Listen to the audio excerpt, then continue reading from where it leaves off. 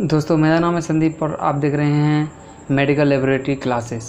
दोस्तों आज की वीडियो में मैं आपको बताऊंगा कि हीमेटोलॉजिकल टेस्ट या बायोकेमिस्ट्री के टेस्ट और जितने भी हमारे मेडिकल लेबोरेटरी प्रोफेशनल जो टेस्ट होते हैं या यूँ कह लीजिए जो मेडिकल लेबोरेटरी एमएलटी में जो टेस्ट आते हैं, ठीक है, वो टेस्ट किस किस कैटेगरी में कौन कौन से आते हैं। जैसे कि हीमेटोलॉजी में कौन कौन से टेस्ट हैं, मतलब कि हीमेटोलॉजिकल टेस्ट कौन कौन से होते हैं, और बायोकेमिस्ट्री के टेस्ट कौन से होते हैं, माइक्रोबायोलॉजी के टेस्ट कौन से होते हैं। तो ये चीज़ें मैं बताऊंगा कि आपको इन टेस्ट को कैसे कैसे डिस्टिंग्विश करना है कि ये वाले इस डिपार्टमेंट के टेस्ट हैं। क्योंकि कई सारे स्टूडेंट ऐसे होते हैं नए नए एडमिशन लेते हैं और उनको यही पता नहीं लगता कि ये टेस्ट किस डिपार्टमेंट का है, हीमेटोलॉजिकल टेस्ट है या माइक्रोबायोलॉजी का टेस्ट है। तो आज की वीडियो में मैं यही बताने वाला हूँ कि कौन कौन से टेस्ट किस कैटेगरी में आएंगे। तो वीडियो शुरू करने से पहले मैं आपको बता दूँ, ये चैनल मैंने नया क्रिएट किया है ताकि मैं एमएलटी में जो भी स्टूडेंट हैं या आगे एडमिशन लेने वाले हैं या पास आउट कर चुके हैं उनको हेल्प कर सकूं कि किस तरीके से आप ये टेस्ट परफॉर्म कर सकते हैं। इन टेस्ट जो मैं आज आपको टेस्ट बताऊंगा इनको मैं एक एक करके फिर मैं ये टेस्ट आपको करना और प्रोसीजर और वो हर चीज़ प्रिंसिपल उनका प्रोसीजर हर चीज़ समझाऊंगा। तो चैनल नया है, प्लीज़ सपोर्ट करिए, सब्सक्राइब कीजिए, वीडियो को लाइक करिए, शेयर करिए ज़्यादा से ज़्यादा, और अपने जैसे जो आपके साथी हैं या जो स्टूडेंट हैं उनकी मदद करिए। तो वीडियो शुरू करने से पहले प्लीज़ हमारा चैनल सब्सक्राइब कर लीजिए और बेल आइकन ज़रूर दबाइएगा। तो चलिए वीडियो शुरू करते हैं, चलते हैं अपनी स्मार्ट स्क्रीन पर। तो दोस्तों अब हम आ चुके हैं अपनी स्मार्ट स्क्रीन पर। तो अब मैं यहाँ पर आपको आज समझाऊंगा हीमेटोलॉजिकल जो टेस्ट होते हैं वो कौन कौन से होते हैं और इस कैटेगरी में कौन कौन से टेस्ट हैं वो आते हैं। तो दोस्तों सबसे पहले हमको समझना होगा कि हीमेटोलॉजी क्या है या हीमेटोलॉजी क्या है। तो आपको पता होना चाहिए, अगर हम ये जो हीमेटोलॉजी है अगर हम इसको हीम और ये लॉजी जो हीमेट है और ये लॉजी, तो हीम अगर हम पढ़ें तो हीम हमारा आता है एक तरीके से ये ब्लड, ठीक है। जैसे आपको देखा जाए हीम जो हो जाता है, हीम हमारा ब्लड है और हीम किससे, अगर हीमोग्लोबिन होता है वहाँ से लिया गया है जो कि HB होता है हीमोग्लोबिन जो कि, ठीक है, तो वहाँ से लिया गया हीम मीन्स अब ये यहाँ पर मैं ब्लड लेके चल रहा हूँ और ये ब्लड, और ये लॉजी मीन्स आपको पता ही होता है, LOGY मीन्स टू स्टडी, ठीक है, टू स्टडी इसका मतलब होता है। तो अब हम हीमेटोलॉजी की डेफिनेशन जान लेते हैं कि इसकी डेफिनेशन क्या होती है। तो सबसे पहले हम डेफिनेशन देखेंगे हीमेटोलॉजी की। तो डेफिनेशन में अगर देखा जाए तो यहाँ पर द ब्रांच ऑफ साइंस, आप देख सकते हैं द ब्रांच ऑफ साइंस या मेडिसिन, ठीक है, द ब्रांच ऑफ साइंस और medicine involving study and treatment of the blood, ठीक है। तो आप यहाँ पर समझ रहे हैं कि ये एक मेडिसिन की ब्रांच है। अगर देखा जाए ये एक साइंस की, मेडिकल साइंस की ब्रांच है जिसमें हम क्या करते हैं, स्टडी करते हैं और ट्रीटमेंट करते हैं ब्लड से रिलेटेड, ठीक है, जो भी इंडीज़ हैं, जो कि अगर देखा जाए ब्लड से रिलेटेड प्रॉब्लम्स हैं या ब्लड से रिलेटेड स्टडीज़ हैं वो हम इस हीमेटोलॉजी के फील्ड में करते हैं, ठीक है। तो हीमेटोलॉजी अगर देखा जाए तो हीमेटोलॉजी के अंदर क्या क्या आता है हम देखेंगे।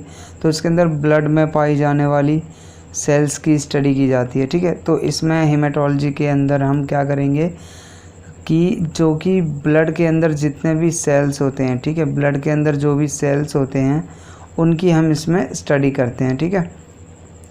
तो अब मैं आपको बताऊंगा कि इसके अंतर्गत आगे देख लेते हैं हम इसमें, इसके अंतर्गत निम्न प्रकार के एनालिसिस किए जाते हैं।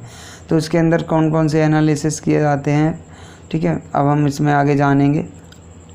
तो सबसे पहला अगर हम देखें तो सबसे पहला आपको मैं बताऊं तो सेल्स के फंक्शंस तथा स्ट्रक्चर की स्टडी की जाती है। सबसे पहला अगर हम इसमें देखें तो सेल्स और उसके फंक्शन। सबसे पहले जो सेल्स के स्ट्रक्चर हैं, ठीक है, स्ट्रक्चर और उसके फंक्शन दोनों की इसमें स्टडी की जाती है, ठीक है, हेमेटोलॉजी में। और दूसरा देखें तो हम इसमें प्लेटलेट्स जो है, प्लेटलेट्स के फंक्शन की स्टडी करते हैं, ठीक है। प्लेटलेट्स जो हमारी होते हैं थ्रोम्बोसाइट्स, ठीक है, उनकी हम इसमें स्टडी करते हैं। तीसरा देखा जाए तो इसमें हम प्लाज्मा और सीरम, ठीक है, जो हमारा ब्लड का कंपोनेंट है प्लाज्मा और जो सीरम है, ठीक है, तो इसका जो केमिकल द्वारा हम इसमें एग्जामिनेशन या एग्जामाइन करते हैं, ठीक है। तो आप देख सकते हैं यहाँ पर हमने 3 इसकी जो टर्म है वो हमने जान ली हैं। और आगे चौथा अगर हम देखें इसमें, ठीक है, तो चौथा जानने के लिए मैं आपको बताऊँ यहाँ पर, तो चौथा हम देखेंगे कि हेमेटोलॉजी लैब में सेल्स के टोटल नंबर ऑफ हीमोग्लोबिन, सीमेन आदि की स्टडी की जाती है। तो ठीक है, आपको यहाँ पर लाइन से समझ में आया हो। हेमेटोलॉजिकल जो लैब होती है, हेमेटोलॉजी लैब होती है, हेमेटोलॉजी जो डिपार्टमेंट होता है, उसमें हम टोटल नंबर हीमोग्लोबिन, सीमेन, इन सब की स्टडी करते हैं। और पांचवा अगर हम देखें तो पांचवे में आपको देखा जाए, पांचवा पॉइंट है उसमें, हेमेटोलॉजी जो लैब होती है, हेमेटोलॉजी डिपार्टमेंट में हम डीएलसी है ना, तथा सेल्स की मॉर्फोलॉजी की स्टडी करती है, ठीक है। तो इसमें हम स्टडी करते हैं उसकी मॉर्फोलॉजी, जो आपको देखता है जो हमारा जो ओवरव्यू होता है सेल्स का, और उसके अंदर हम उसकी स्टडी करते हैं। अब हम चलते हैं अपनी नेक्स्ट स्लाइड पर। तो नेक्स्ट स्लाइड में हम जानेंगे कि जो हमारे हेमेटोलॉजी है, जो हेमेटोलॉजिकल जो टेस्ट होते हैं, हेमेटोलॉजी के अंदर कौन कौन से टेस्ट, हेमेटोलॉजी के अंदर जो टेस्ट आते हैं उनको हम हेमेटोलॉजिकल टेस्ट बोलते हैं। और इसके अंदर कौन कौन से टेस्ट आते हैं, तो इसके अंदर टोटल अगर देखा जाए तो ये 17 जो हमारे जो टेस्ट आते हैं इसके अंदर, जैसा आपको दिखा रहा हूँ मैं। तो पहला टेस्ट अगर हम देखें तो इसमें पहला टेस्ट मैं बात करूँगा।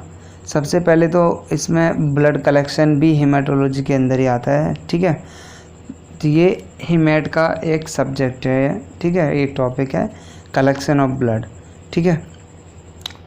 और अगर हम टेस्ट की बात करें तो इसमें कौन कौन से टेस्ट आते हैं देखा जाए तो इसमें सबसे ये देखिए ब्लड सेल काउंट, ठीक है, ब्लड के अंदर जो सेल्स होते हैं उनकी काउंट करी जाती है। ईएसआर टेस्ट, मतलब ईएसआर का मतलब होता है एरिथ्रोसाइट सेडिमेंटेशन रेट। ये हम सेडिमेंटेशन के बेस पे, एरिथ्रोसाइट्स हमारी होती हैं रेड ब्लड सेल्स, जो हमारी एरिथ्रोसाइट्स हैं वो हमारी आरबीसीज होती हैं, ठीक है। आरबीसीज को हम एरिथ्रोसाइट बोलते हैं। तो ये हमारा तीसरा। अब चौथे की बात करें तो पीसीवी मतलब पैक्ड सेल वॉल्यूम, ये भी हमारा एक टेस्ट है जो कि हम परफॉर्म करते हैं हेमेटोलॉजिकल टेस्ट में। और हम आगे देखें तो फिफ्थ, दोस्तों मैं आपको बता दूं कि ये जो टेस्ट है मैं एक एक करके इन टेस्ट को आपको एक एक अलग से वीडियो बना के हर एक टेस्ट के ऊपर मैं वीडियो बनाऊंगा और उनका प्रोसीजर, प्रिंसिपल और उनको कौन कौन से केमिकल्स होते हैं वो सभी एक एक अच्छी तरीके से मैं डिटेल में आपको इसी तरीके की पीपीटी के द्वारा समझाऊंगा।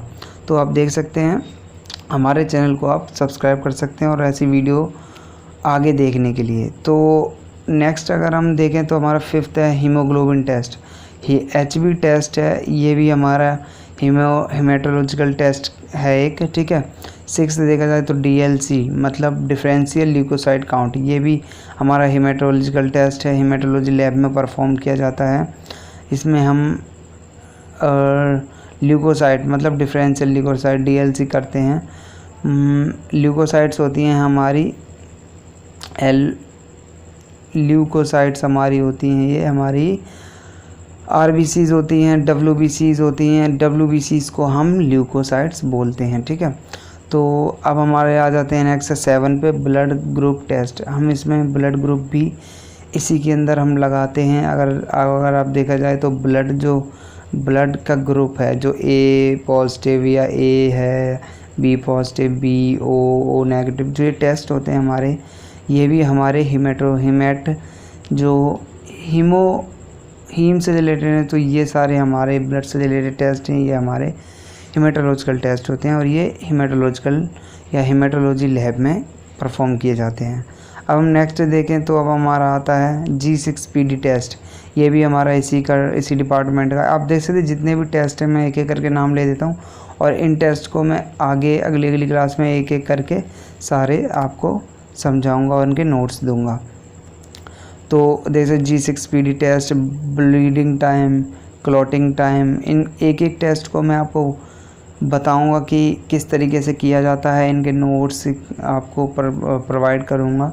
Prothrombin time, APTT, osmotic fragility test, platelet function test, clot retraction, fibrolysis या फिब्रिनोलाइसिस, ठीक है।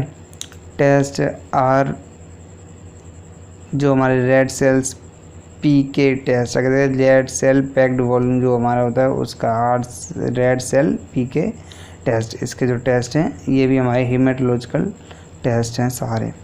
तो दोस्तों आशा करता हूँ आपको हमारी ये वीडियो पसंद आई होगी। वीडियो पसंद आई है तो हमारी वीडियो को एक लाइक, कमेंट,